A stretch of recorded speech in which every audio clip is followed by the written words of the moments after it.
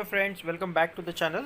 Today we are going to discuss about a very important presentation in the life insurance industry which is very famous with the name as 28,000 presentation. दोस्तों आज हम एक बहुत ही important presentation के बारे में देखेंगे जो कि आपको काफ़ी हद तक हेल्प होगी जब आप फील्ड पर रहेंगे तो इसको पॉलिसी को क्लोज करने के लिए। दोस्तों ये एक नीड बेस्ड सेलिंग है जिसमें हम कस्टमर को कोई प्रोडक्ट नहीं दे रहे हैं बल्कि उनको एक सॉल्यूशन प्रोवाइड कर रहे हैं। दोस्तों ये टेक्निक ना केवल इंडिया में बल्कि दूसरे कंट्रीज़ में भी इसको इंटरनेशनली यूज़ किया जाता है। तो आइए दोस्तों देख लेते हैं पहले कि ये टेक्निक क्या है। सबसे पहला सवाल आपके मन में आ रहा होगा कि ये नंबर 28,000 आखिर है क्या। तो दोस्तों 28,000 कुछ और नहीं बल्कि एवरेज नंबर ऑफ़ डेज़ है जो एक आदमी अपनी लाइफ को जीता है, यानी कि कुल मिला के केवल 28,000 डेज़ ही आदमी जीता है ऑन एन एवरेज। तो दोस्तों टोटल 1 ईयर में 365 डेज़ होते हैं, तो अगर हम 28,000 को 365 से अगर डिवाइड करें तो हमें रिज़ल्ट आएगा 76.71, यानी कि 76.71 ईयर्स। तो इसको अगर हम अप्रॉक्सीमेटली 80 ईयर्स ले लेते हैं फॉर इजी कैलकुलेशन, तो ऑन एन एवरेज 80 ईयर्स एक पर्सन की एज होती है दोस्तों। तो इन 80 ईयर्स में उस पर्सन के साथ लाइफ में क्या क्या होता है वो अब हम देखेंगे दोस्तों। ये एक लाइफ साइकिल की तरह है। तो दोस्तों इस प्रेजेंटेशन में हम इसको एक सर्कल की तरह लेंगे जिसमें 4 क्वार्टर्स हैं। पहले क्वार्टर में 0 ईयर्स से लेकर के यानी कि फ्रॉम बर्थ टिल 20 ईयर्स, फिर सेकेंड क्वार्टर में 20 ईयर्स से लेकर के 40 ईयर्स, थर्ड क्वार्टर में 40 ईयर्स से 60 ईयर्स और फोर्थ क्वार्टर में 60 ईयर्स से लेकर के 80 ईयर्स के बीच में इसको हम मेंशन करेंगे दोस्तों। तो दोस्तों अब इसके लाइफ में हर क्वार्टर में क्या क्या चेंजेस आएंगे और क्या क्या इवेंट्स होंगे उसके बारे में हम अब डिस्कस करेंगे दोस्तों। तो दोस्तों ऑब्वियस है कि फर्स्ट क्वार्टर में जब किसी बंदे का जन्म होगा तो सबसे पहले तो वो खेल कूद में रहेगा, फिर थोड़ा बड़ा होगा, फिर उसकी स्टडीज़ वगैरह होगी और वो 20 ईयर्स को पहुंच जाएगा।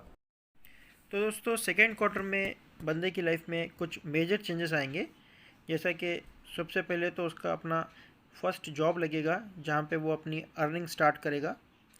अर्निंग स्टार्ट करने के बाद वो कुछ अपनी सेविंग्स वगैरह भी करेगा। करने के बाद वो अपने ड्रीम्स को फुलफ़िल करेगा, जैसा कि अपनी फ़र्स्ट कार लेगा, फर्स्ट हाउस लेगा और उसका मैरिज हो जाएगा और उसको छोटे बच्चे भी रहेंगे दोस्तों, यानी कि किड्स।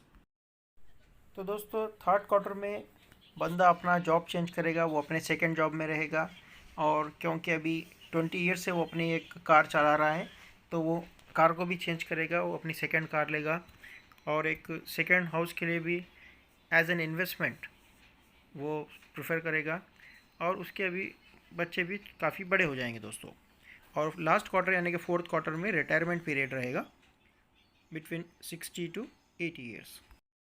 तो दोस्तों अगर आप इस फिगर को दोबारा एक बार गौर से देखें तो आपको समझ आएगा कि 0 ईयर्स टू 20 ईयर्स बंदा सिर्फ खेल कूद में रहा और पढ़ाई में रहा, तो उसकी कोई अर्निंग कैपेसिटी नहीं थी, यानी कि उसने 1 रुपी पेनी भी वहाँ पे अर्न नहीं किया था दोस्तों। उसी तरीके से 60 ईयर्स में वो रिटायर हो गया और 60 to 80 ईयर्स अर्निंग की बात तो दूसरी है, बल्कि वो खुद किसी और पर डिपेंडेंट हो गया है, यानी कि उसको कोई इनकम 60 to 80 के बीच में नहीं है। तो अगर हम एज एन साइकिल अगर इसको हम देखें दोस्तों तो गलत नहीं होगा, क्योंकि जब 40 to 60 के बीच में उसके बच्चे बड़े हो जाएंगे और वो अपना 0 to 20 यानी कि वो नेक्स्ट साइकिल में उसके बच्चे रहेंगे दोस्तों। तो इसी तरीके से अगर हम देखें तो half of the period has gone, यानी कि हमारी आधी लाइफ सिर्फ बिना कमाए ही गुजर जाती है और हमारे पास सिर्फ हाफ ऑफ द पीरियड ही रहता है दोस्तों। तो इस तरीके से अगर हम कैलकुलेट करें तो 28,000 माइनस 14,000, यानी कि कुल मिला के हमारे पास रह जाएगी सिर्फ 14,000 डेज दोस्तों उम्मीद करता हूँ कि कॉन्सेप्ट मैं क्लियरली बता पा रहा हूँ। जैसा हमने इनिशियली देखा था कि 28,000 डेज थे 0 to 80 ईयर्स में, जिसमें हमने 0 to 20 और 60 to 80 के बीच में यानी कि हाफ ऑफ द पीरियड को हमने टोटली माइनस कर दिया है, क्योंकि वहाँ पे कोई अर्निंग नहीं है। तो रिमेनिंग हमारे पास केवल 14,000 डेज ही रह जाते हैं दोस्तों। तो दोस्तों यहाँ पे एक चीज़ और देखने वाली ये है कि अगर आज आपकी एज 35 है तो यहाँ पे देख लीजिए 20 ईयर्स से लेकर के एक और पोर्शन आपका विदाउट इनकम का, यानी कि बिना किसी इनकम के, वो भी वहाँ से और माइनस हो गया है दोस्तों। तो दोस्तों यहाँ पे गौरतलब बात यह है कि हमारे पास आधे से भी कम टाइम है हमारी अर्निंग्स करने का और हमारे ड्रीम्स को फुलफ़िल करने के लिए दोस्तों। तो यहाँ पे हमारे पास 4 प्रश्न हमारे मन में आते हैं, जो कि एक फेयर फैक्टर है, जिसको मैं यहाँ पे समराइज़ करूँगा अभी। दोस्तों इस छोटे से पीरियड में जहाँ पे हम अर्न कर रहे हैं, वहाँ पे हमें अपने बच्चों के फ्यूचर के लिए भी पैसे जमा करना है, अपने रिटायरमेंट के लिए भी पैसे जमा करना है, और बच्चों के मैरिजेस के लिए भी फंड्स यानी कि कॉर्पस जमा करना है। और इसके अलावा जो हमारा डेली लाइवलीहुड है उसको भी हमको लेकर चलना है दोस्तों 4 बड़े सवाल जो हर पेरेंट्स के मन में आएंगे अपने बच्चों के लिए।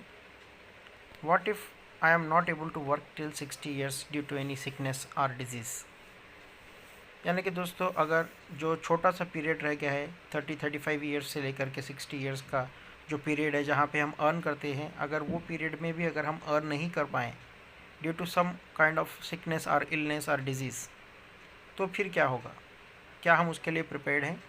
Question number 1।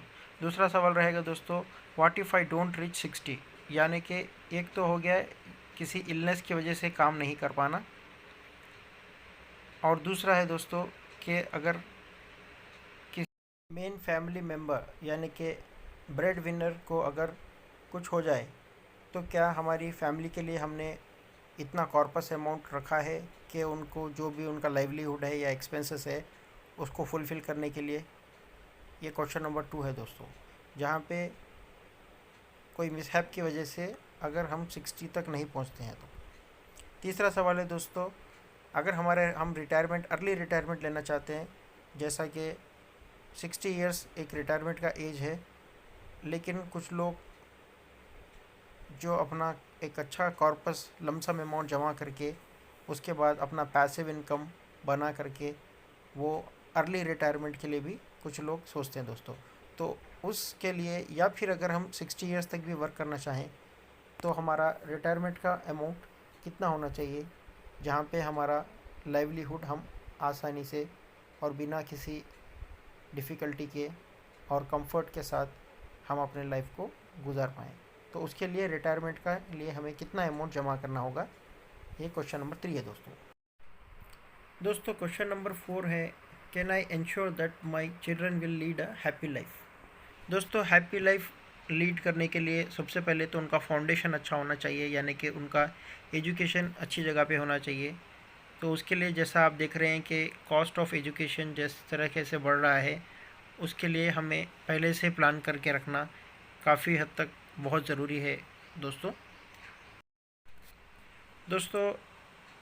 अच्छे एजुकेशन के बाद जब बच्चे बड़े हो जाते हैं और ग्रोन अप हो जाते हैं और कमाने लगते हैं, तो नेक्स्ट इमीडिएट रिस्पॉन्सिबिलिटी पेरेंट की होती है उनकी मैरिजेस कराने के लिए। तो जैसा आप देख रहे हैं दोस्तों, जिस तरीके का ट्रेंड चल रहा है ग्रैंड मैरिजेस के बारे में, और सोसाइटी में अपना नेम फेम रखने के लिए जिस तरीके से मैरिजेस के एक्सपेंसेस बढ़ रहे हैं, आप देख सकते हैं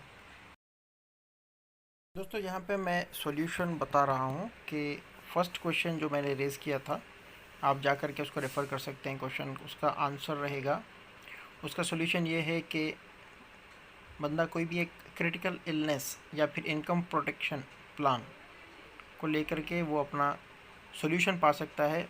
फर्स्ट उसका जो फेयर है उसके लिए, सेकेंड फेयर के लिए सोल्यूशन है दोस्तों, वो एक टर्म प्लान ले सकता है या फिर एक लाइफ इंश्योरेंस, जो उनका एडिक्वेट लाइफ इंश्योरेंस अमाउंट का कवरेज लेकर के वो अपना सेकेंड क्वेश्चन का सोल्यूशन पा सकता है दोस्तों। तीसरा क्वेश्चन मैं हिंट देता हूँ, रिटायरमेंट के बारे में था कि उसको अमाउंट कितना जमा करना चाहिए। तो उसके लिए दोस्तों जितना भी अर्निंग वो अपने लाइफ टाइम में करता है उसका 20% उसको किसी भी हाल में उसको सेव करना ही पड़ेगा दोस्तों, एक अच्छा रिटायरमेंट लाइफ बिताने के लिए।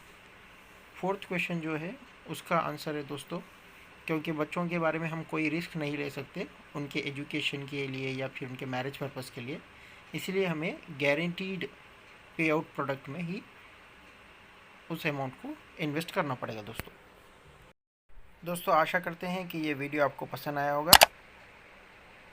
Finally, thanks for watching and subscribing this channel. Please do support us with your likes and comments.